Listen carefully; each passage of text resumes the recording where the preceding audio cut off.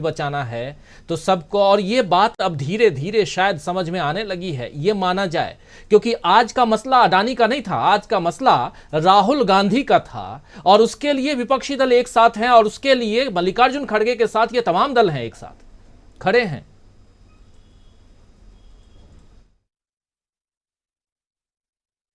राजीव जी, ये जो शकील जी ने कहा कि 2024 में अगर ये आ गए तो कोई ए बी सी टीम नहीं रहेगी, ये जो बी टीम के लोग हैं ये भी जाएंगे। कोई, ये बात तमाम सारे क्षेत्रीय दलों को समझ में आ गई है। सबसे ज्यादा ये बात क्षेत्रीय दलों को समझ में आई है कि सब खत्म हो जाएंगे। आप ही के चैनल पे इंटरव्यू में शिवसेना की नेता ने कहा हमसे, प्रियंका चतुर्वेदी ने, कि विपक्षी एकता का पूरा एक रोड मैप तैयार है राष्ट्रीय स्तर पर भी।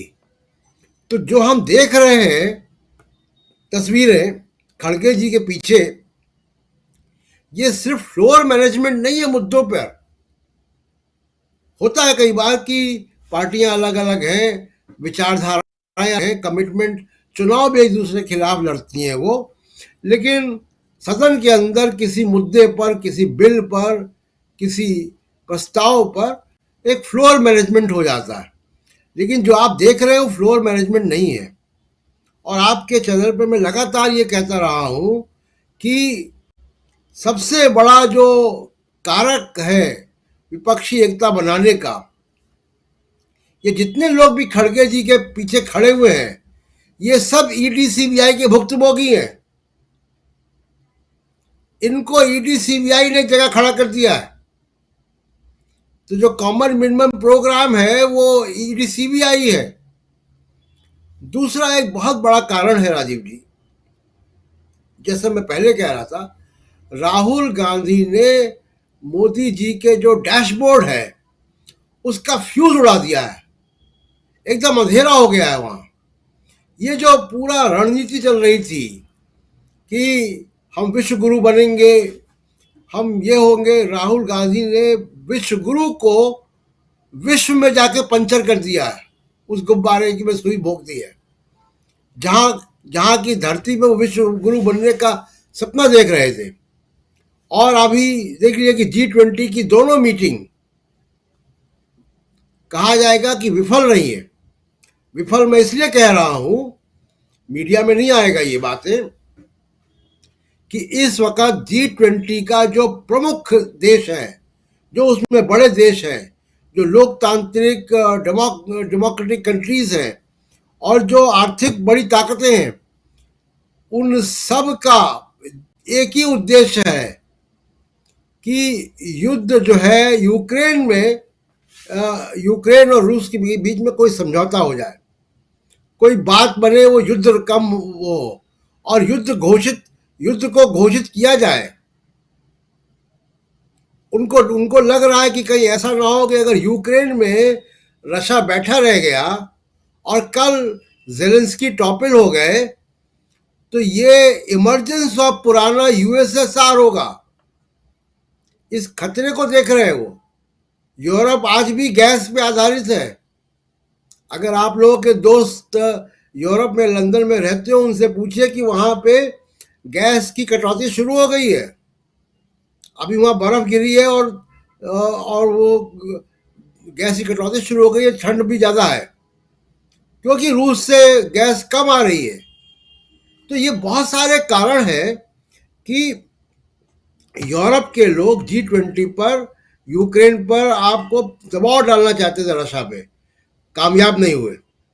क्यों कामयाब नहीं हुए? क्योंकि चीन और रूस के साथ मोदी जी का सांठगांठ हो गया, वो ज्वाइंट कम्युनिके नहीं हो पाया। तो ये जो विश्वगुरु का एक प्लान लेके चल रहे थे, वो विश्वगुरु के प्लान में राहुल गांधी ने सुई चुबा दी है।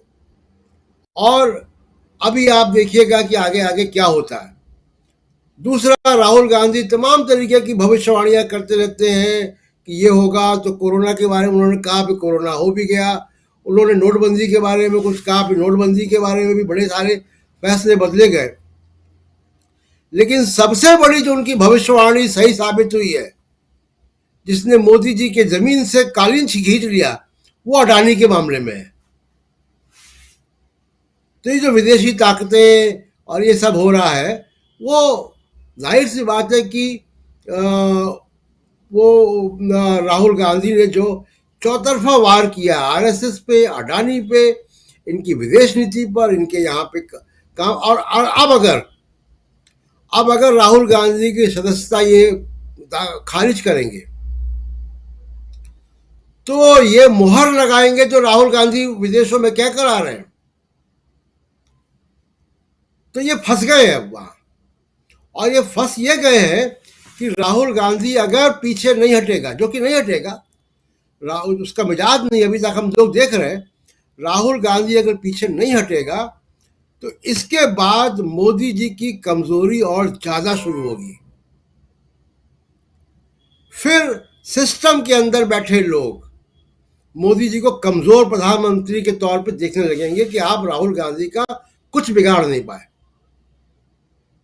और जिस तरीके से घटनाएं हो रही हैं, वो फिर दिशा बदलेगी उनकी।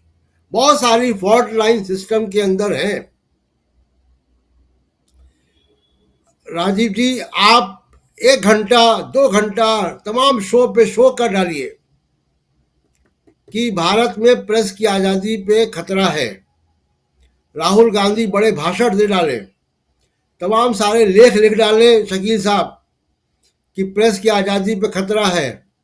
लेकिन ब्यूरोक्रेसी के अंदर वो लोग जिन्होंने बीबीसी के दफ्तर में इनकम टैक्स की टीम भेज दी, उन्होंने 1 घंटे में पूरी दुनिया को बता दिया कि मोदी जी के राज में भारत में प्रेस की आज़ादी का मतलब क्या है। सिस्टम के अंदर फॉल्ट लाइन्स हैं और ये बढ़ेंगी। राजीव जी, बहुत गंभीर बात आप यहाँ रख रहे हैं, और इसलिए भी क्योंकि सिस्टम के अंदर फॉल्ट्स कैसे डेवलप हो रहे हैं ये यहाँ समझना इसलिए ज़रूरी है क्योंकि राहुल गांधी का जो नेचर है, उस नेचर के आधार पर ये दावे के साथ हम इस प्रोग्राम में बड़ी जिम्मेदारी के साथ कह सकते हैं कि राहुल गांधी माफ़ी नहीं मांगेंगे। और अगर राहुल गांधी माफ़ी नहीं मांगते हैं तो फिर आगे क्या होगा? क्या राहुल गांधी की जो एक सांसद के रूप में वो जो हैं उनकी सदस्यता चली जाएगी? अगर उनकी सदस्यता जाती है तो किसको बेनिफिट होगा? और सदस्यता नहीं ली जाती है